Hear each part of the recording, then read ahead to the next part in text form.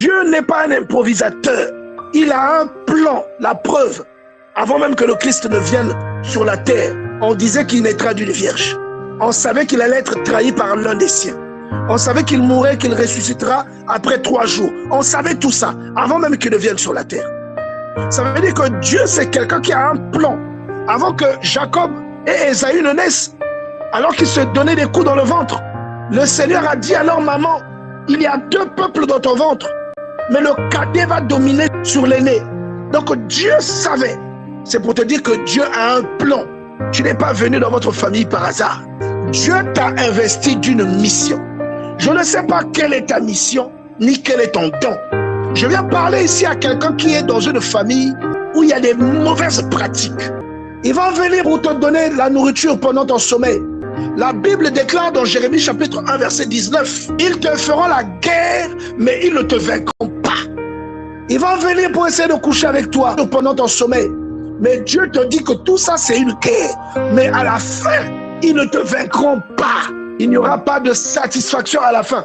Le verset 10 dit, regarde, je t'établis aujourd'hui sur les nations. Alléluia. Ici, on parle de nations. Mais en réalité, quand il s'agit de toi et moi, on parle de nos foyers, du lieu de notre travail. On parle de nos quartiers. La puissance qui va réagir là-bas ne dépendra pas de toi. Elle ne dépendra pas de ton âge. Elle ne dépendra pas de ta taille. Et je te dis qu'il y a peut-être quelqu'un parmi nous qui puisse dire, ah, mais moi-même, quand je vais prier pour tel problème alors que je suis malade, je vais te dire une chose, bien-aimée dans le Seigneur. La parole de Dieu déclare que Jésus, lorsqu'il est allé sur la croix, il y a des gens qui lui ont dit, toi qui guérissais les autres, mais pourquoi est-ce que tu ne descends pas de la croix pour te sauver toi-même? Sauve-toi et sauve-nous nous avec. On va te dire, toi qui prêches la parole, mais pourquoi tu es au chômage? On te dira, toi qui prêches la parole, mais pourquoi tu n'as pas d'enfant? Toi qui pries beaucoup, mais pourquoi tu n'es pas marié? On va te dire des choses qui vont attaquer ta foi.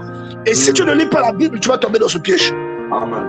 Tu vas demander des comptes à Dieu qui n'ont aucun sens. Tu vas dire à Dieu, ah Seigneur, mais c'est vrai, pourtant moi je te sers, mais pourquoi il y a tel manquement?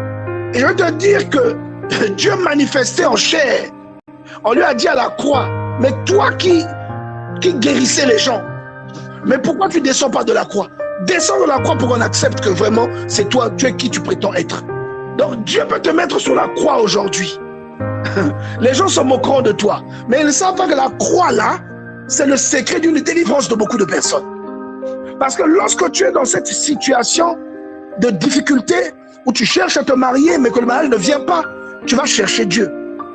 Lorsque tu es dans cette situation de stérilité, que tu cherches un enfant, que l'enfant ne vient pas, tu vas chercher Dieu. Tu vas prier pour que Dieu se souvienne de toi. Tu feras des programmes de prière. Ça va faire naître en toi le zèle. Et tu deviendras une source de délivrance de beaucoup. Seulement parce que tu as eu un problème. On n'est pas plus intelligent que Dieu. J'aimerais que tu sois conscient de ceci. Dieu t'a investi d'une mission. Le verset 10 dit, regarde, je t'établis aujourd'hui sur les nations et sur les royaumes.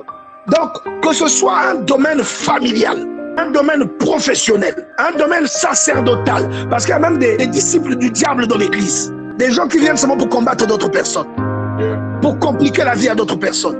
Dieu te dit, je te donne le pouvoir et je t'établis pour que tu arraches et que tu abattes.